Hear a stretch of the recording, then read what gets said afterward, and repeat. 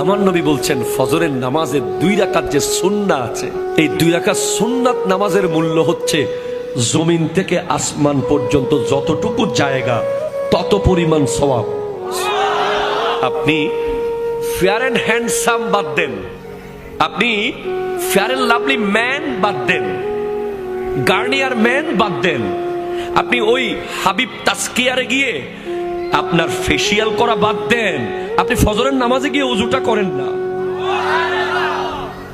তারপর দেখেন না আপনার চেহারার গ্লেজ কি কেমন মারে।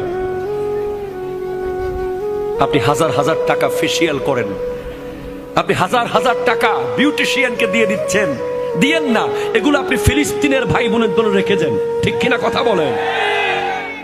আপনি লক্ষ লক্ষ টাকা বিউটিশিয়ানকে দেওয়ার দরকার নাই।